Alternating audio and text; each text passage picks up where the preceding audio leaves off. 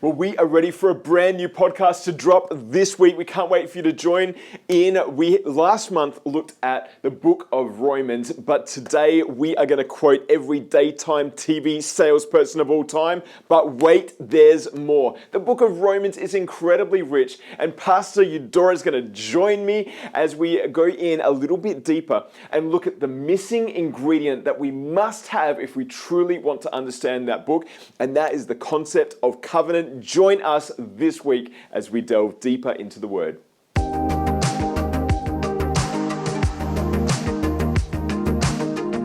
Well, everyone, we are back for Romans Part 2. After the knockout blow from the first episode of Romans, we have brought back the one and only my wife and theologian of the Hammer household, Pastor Eudora, and very excited to have you back. Thank you. Now, I thought before we delve into the second part of Romans, it would be great if we can just share a little bit of a story, get people to know us a little bit more. Now, we have known each other for quite a long time. And in 2003, just a couple of years ago, we were fresh-faced out of high school, did a year of Bible college together. Do you remember that year? Yes. Yeah, we got to know each other as friends, and we didn't know we liked each other. But this isn't, Marriage Summit podcast, so let's stay on the theology train for a moment. And I just remember going into these classes and my mind being blown and doing my assignments, and we had to get them in by midnight, hand deliver them, none of this online sort of thing. And getting mine done at 11:30, jumping in the car, driving to Belmont, racing through the traffic. You never experienced that. No, I didn't. Now, you're a very different type of student, weren't you? More organised. You were the first person to get it in? No, I wasn't. Heather was. Second person to get it in. You were dux of the class. Obviously really have a natural talent and a gifting and a passion for the Word. I know you've been doing a lot of research into this one, so I think we're ready to delve in. Yeah. Should we do it? Sounds good. All right. 2017, we go to Paris. We are looking at Notre Dame. We've got our two young kids with us, and we're thinking, wouldn't it be great to go in and experience Notre Dame? But then we saw our two boys and realized that they would break the atmosphere in the very worst of ways. Mm-hmm. And so we got to explore the outside of that building. And I feel like in our first podcast, that's what we got to do with the book of Romans, have a look at the exterior, the structure, how it's set up. But today, you're going to be the tour guide, flag in hand, and you're going to lead us right into the heart of the book of Romans. And to do that, you're going to explain to us, I believe, around the concept of covenant. Could you explain what that means, what that looks like, why it's so important that we look at Romans in that light? Yeah, so we have our Bibles and we title it the Old Testament and the New Testament, but actually the word should be Old Covenant and New Covenant. It is a concept that goes throughout the entire Bible, and that is very true of Romans. So what is a covenant? Well, covenant is a relationship between two partners who make binding promises to each other and work together to reach a common goal, very much like marriage. Great, yep. And in the context of the divine covenant with God, it is a partnership with Him that creates a unique bond found only in a family, only between family members. It is for life. It is self-sacrificial love. It is loyalty. And it's so unique to our God because all the cultures of that time, their gods didn't initiate covenants, but our God did over and over again. And for us, our baptism and communion, they're part of our covenant with God, reminding us that we are now part of His covenant family, that He has saved us, and now we can live in freedom and outworking His mission for our lives. And so, when you think back to the Old Testament, there's so many covenants. We won't go through them all, but there's Adam and Noah and Moses and the Israelites and David and finally Jesus. And, the covenant with Adam was that he would extend God's good rule over the whole earth. And in return, they get to live in paradise. Wow. But of course, they broke it. And subsequent covenants, especially the one with Abraham, was to reverse what Adam and Eve did. Yes. However, Abraham and his family, Moses and the Israelites, David and his kingdom, they all broke the covenant over and over and over again Wow. until we reach Jesus. Now, Yes. Jesus is from the family of Abraham, who trusted God Okay. and fulfilled the covenant by becoming a blessing to the nations. He was a faithful Israelite who kept the law, unlike Moses and the Israelites. He's the royal son of David who brought in God's kingdom. And so he fulfilled the old covenant and has now brought in a new covenant. Wow. Okay. So when we are looking at this word covenant, we are seeing it's a promise, but it's more than just a promise. It's Yeah. like, and it's more than just a contract even. It's not transactional. It really is Yeah. this relationship-based, loyal commitment Yeah. to preserve that relationship, to follow certain expectations, and it leans into relationship, which is Yeah. why this is so significant. Jesus said that he hadn't come to abolish or get rid of Yeah. the law and the prophets. He hadn't come to just cancel the covenant, the promise. Yeah. He came to fulfill it. Could you explain what that means in the light of Paul writing to Romans? Yes, so I'm leaning into N.T. Wright's teaching. I listened to 10 hours of his teaching on Romans, Yes. trying to get up to speed on This this. is a New Testament theologian, N.T. Yes, Wright. he is incredible. Yeah. Love him. And, he talked about how in Romans 5, verses 12 to 21, it sets up the rest of the book. And in verse 20, and I'm using the Voice version because when I read you the more academic versions, he said, Dora, that's too much. So we are going to the Voice. And verse 20, chapter 5, it says, when the law came into the picture, sin grew and grew. But wherever sin grew and spread, God's grace was there in fuller, greater measure. No matter how much sin crept in, there was always more grace. And for us, we read it and we go, yeah, of course, where we've sinned, Jesus' sacrifice at the cross, it covers us. We totally get it. But we miss a lot of depth if we don't read it through the eyes of covenant. It's talking about how the Israelites were given the law, which is good and holy, Yes. but as a result, it points out sin.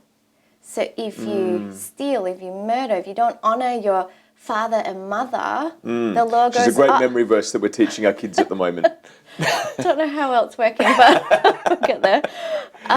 And so the law itself is good, but because humanity is broken, they can't keep the law. And so sin increases when the law came in. Okay, hang on. So sin prior to that law that Moses set was pretty vague. Yeah, so it's missing the mark. And if you actually read like the NASB, the NRSV, the NIV even, it says transgression, which is a more specific word. So it's saying, the Lord drew a line in the sand, and if you cross over it, that's transgression. Yes, okay. So I hope that makes sense. Yeah, I mean, that would be, we put it into a soccer or a football game. You have your boundary line, you cross over that mark. It's clear, it's defined, you're out of bounds. Yeah. And that's effectively what the law did. It identified when you're out of bounds and when you're in play. That's right. Yeah. And only the Israelites were given this law. So then that leads to chapter 7, verse 13, again the Voice. So did the good law bring about my death? This is Paul speaking. Absolutely not. It was sin that killed me, not the law. It's the nature of sin to produce death through what is good and exploit the commandments to multiply sin's vile effects. So here's where we're going to dive a little bit deeper. Okay, let's do this. Yes, and Snorkels that's why on. you're here. That's why you're here, to help to clarify. What Paul is saying is part of the covenant was that the Israelites would help reverse the effects of what Adam and Eve did. Okay. But God knew that they couldn't do it. Yeah. And Satan knew they couldn't do it. So Satan went, I'm going to turn the law against them. And I'm going to point out all this sin. I'm going to accuse them, because Satan means the accuser. Of course, yeah. And that's how sin multiplies. And the Israelites' role was actually not to fix that because they can't. They're human. Their role was to allow sin to concentrate and gather, so much so that when their representative, Jesus, the Messiah, came, they could hand over that burden to him and he could deal with sin once and for all. It's like, when God spoke to Abraham and said, this land I'm going to give to you, but you have to wait because the Amorite sin has not reached its fullness. So it's the same thing. So the analogy that Tom Wright, or N.T. Wright, gives is of a bomb squad. If there was a bomb in the city, you would clear everyone out. You would get the bomb squad in. They were the only ones that could handle the bomb. And then they would remove it to somewhere that would be safe for the bomb to be detonated. Okay. But imagine if they reached that place and they went, no, I'm not giving it up. This makes us special. We're the only ones that can handle the bomb. Okay. So we're just going to stay here, hang out with the bomb. So they're identified with the bomb. We are the bomb people. We're going to look after the bomb. You can't separate us from the bomb. Yeah. And that's what the Israelites did. Yeah. They were this vessel. There's a lot of imagery of the potter and the clay throughout the Old Testament, especially in the prophets. Yeah. They were the vessel that would contain all these sins so that the Messiah could come and deal with it once and for all. Wow. But they're going, no, we want to keep being the vessel. We want to keep this identity. We want to not open it up to everyone, but be exclusive. Wow. And Paul was saying that's not what they were created for. They were meant to bring it to the foot of the cross and leave it there so that Jesus could deal with it once and for all. And then it could open up to all the nations. They were called to be a blessing to all the nations. Yes, of course. And so that's where God's faithful, covenant-keeping righteousness, because righteousness just means doing the right thing, comes in. We get to see this covenant coming through, and it's this flow of thought that we then look at chapters 9 to 11. It comes after that chapter 8, where all our favorite verses are, neither height nor depth can separate us from the love of God, that he works all things out for our highest good. And then we reach chapter 9 and Paul suddenly goes, I'm in anguish for my fellow Israelites. I would trade myself for them. And a lot of scholars have gone, hang on, what? Yeah. Where's that break? But if you follow the covenant story, it makes sense. God is righteous. He's kept his covenant. He's outworked it now in the new covenant. But what about his people that he has called? Okay, so let me just backtrack and see if I've caught the journey so far. So we're going to go all the way back. We've got Adam and Eve created, no sin at that point. Yeah. They make a covenant with God. God makes a covenant with them. Yeah. They stuff it up. Sin enters in the world, which is to miss the mark. Yeah. And they have this implied sense of what sin is. Yeah.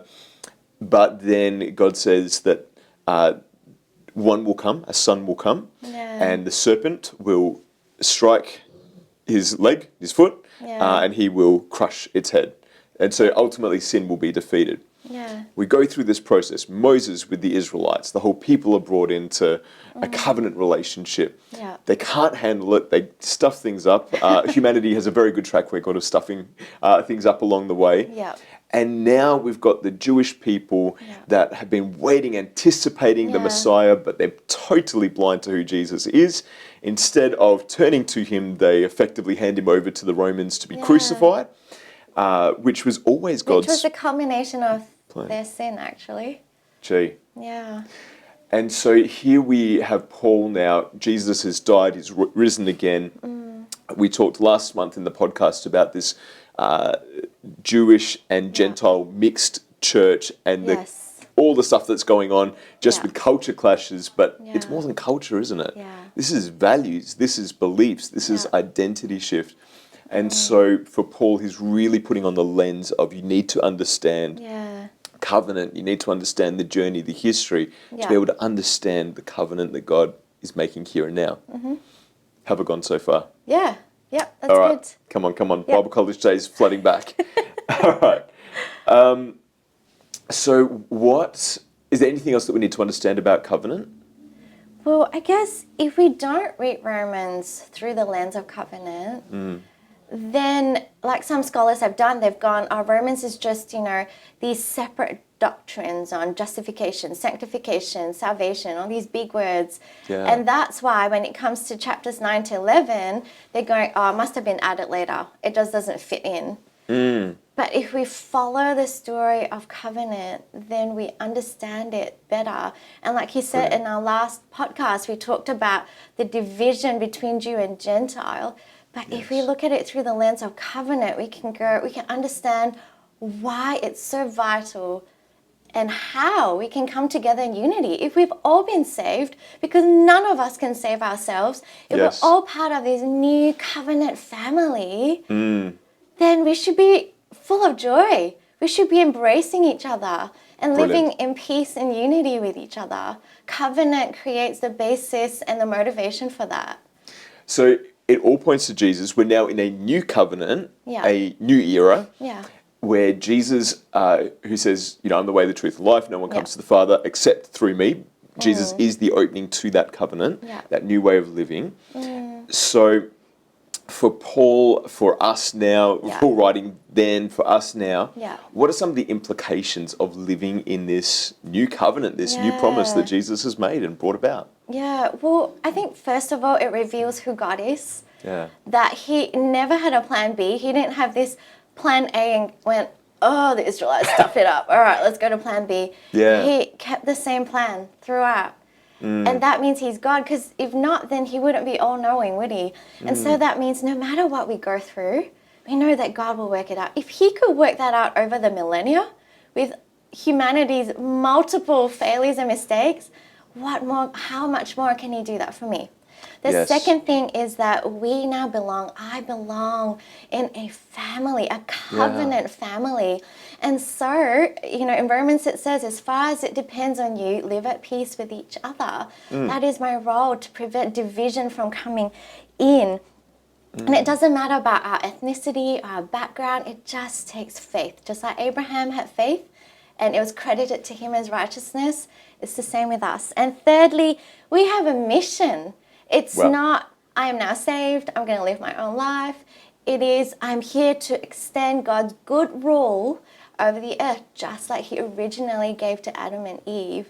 And so we have that mission. And there's so much uncertainty at the moment, but we know the God of peace. And it is our mission to bring his peace into every circumstance, to point people away from relying on, economy and circumstances and relationships, and instead to know the God of peace, the God who is powerful and righteous and faithful and good and true.